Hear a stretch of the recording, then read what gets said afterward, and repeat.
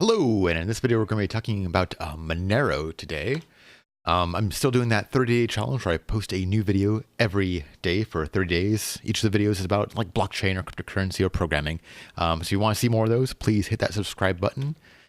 So Monero. Monero is a secure, private, and untraceable cryptocurrency. We'll get a little bit more into that. So first, let's dig into the stats. I gathered these on December 13th, 2017. So the first block for the blockchain of Monero was created in April 2014.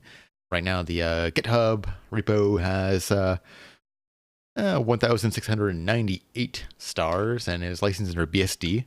The symbol for it's going to be XMR. Current price is 0.018 something Bitcoin, but once again, in US dollars, it makes more sense in my brain. It's $3.08 US dollar or for each coin. So we got that. The market cap is $4 billion. So that's pretty big. Daily volume is going to be $255 million, and circulating supply is about 15 million. And there is no maximum supply of Monero, unlike some of the other cryptocurrencies would have a set amount. I believe Monero has a certain amount that has like a first wave where the coins are minted much more quickly, and then it'll go down to a much slower rate. But there is no set in stone number. There's no like goal number of the number of coins that will be eventually produced. So we've got that. Let's see, current transaction fee of today, I looked it up, is around about $5, and we're running at about 345 transactions per hour. So still, I don't know. It seems low to me. Maybe not for a cryptocurrency, but just for a currency. So block time is about 2 minutes, which, yeah. So let's get into the actual features. We'll get into the actual meat of the things after I bored you with all those numbers. So Monero is private. Bitcoin is not private. Transactions on that public ledger are public. That's people can trace things on Bitcoin. So let's say that some Bitcoin was used for some kind of illegal activity, and some of those coins were paid to you in a fully legal, fully valid transaction, right? Uncle Sam, or whatever government you live in.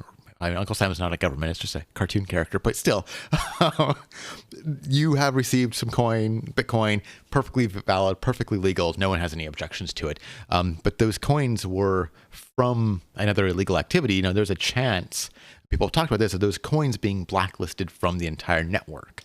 And then through no fault of your own, your coins that you received for some valid activity or creation or object or whatever, or service, would become worthless. You didn't do anything; it'd just be taken away from you. And so that's a bit of a problem. I don't know if we've really seen that yet, but I'm sure we will. And additionally, because it is all public, do you really want a currency that spies on you? I mean, my dollars don't do that.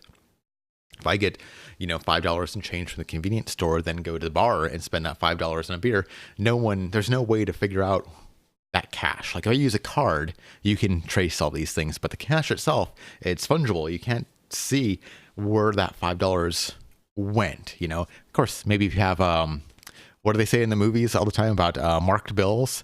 I think that's why they mark the bills, right? So that way they can trace them. But normal dollar bills, it's very, very hard to actually trace cash. Do we want to give that up in our cryptocurrency? Do we want to say everything is going to be trackable and traceable? I don't, personally. So Monero gives you privacy through using ring signatures, stealth addresses, and those hide the details of the transactions. Right now, I'm going to say that explaining ring signatures is beyond the scope of this video, but we will be doing a in-depth video in the very near future. Just want to kind of give you a brief introduction of Monero and not really get bogged down into a whole bunch of explanations about cryptography. Monero was also designed to be resistant to application-specific hardware. We talked about this with some other cryptocurrency coins where Bitcoin has faced like the ASICs and some of those GPU processors, like people building very specialized hardware that is designed and optimized just for like the SHA-256 hash, just designed to mine Bitcoin. Monero was designed to kind of resist that. Consequently, Monero can be mined with an average consumer grade CPU.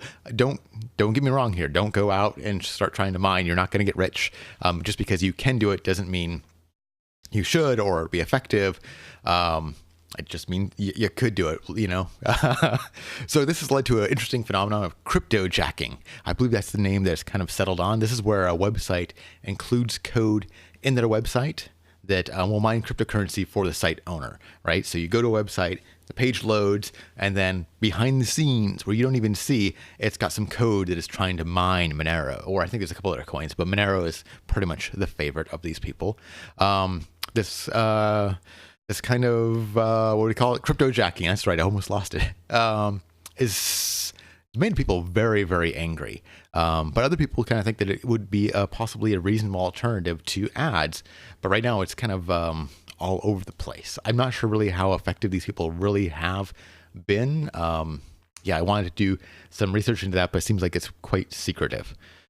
So I haven't really been able to get any firm numbers. If you have any experience on making money using this, hope you believe that in the comments. So time for my opinion of this coin. So this is a little bit disappointing. Users don't care about privacy. I know people love to talk about privacy, but in reality, they just don't. Otherwise, there wouldn't be so many people using Facebook and Twitter. They just don't. They like to talk about it, right? We like to think that we care about privacy, but in reality, we don't. And that's a bit of a problem for my next point here, is that strong privacy attracts the attention of the government. I know that when we talked about NSA spying, we often talk about how when they're looking at a group of individuals that are communicating, you know, the encrypted communications are going to be the most interesting, right? Because those are communications that people don't want anyone to see. And so those are the ones you could focus in on. You can start drawing relationships between people just by evidence of their encrypted communications. So it's going to draw the attention. So if most people don't care about privacy, and most people are using like Bitcoin or Ethereum or something else, then the government is going to they're going to take a closer look at Monero transactions, which is going to be a problem. Yeah, I mean, I want Monero to work. I like the whole CPU mining. I even think that the whole in-browser mining is a really innovative idea. I just don't know if the users care enough about privacy to make it the dominant currency. And we're still kind of dealing with cryptocurrencies being associated with illicit activities, a la Silk Road and stuff like that. I hate to see us go back to that. And I wonder if that's where Monero is going to be relegated. I know people, and don't get me wrong, people are using Monero for, the vast majority is for totally legitimate uses, but the DEA is only going to care about the illegal stuff. And they're very happy to take you down too. So yes. So that was my brief introduction to Monero. Hopefully that was quick enough for you. If you liked this video, please hit that like button. And of course, you can always follow me on Twitter. And yeah, if you have any comments or questions about Monero, please put those in the comments below. And do you think, well, actually, the more interesting question for me, to you, is there any way for us to help get people to care more about privacy?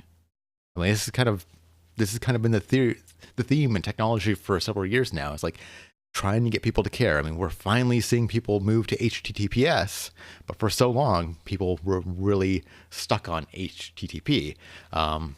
Yes.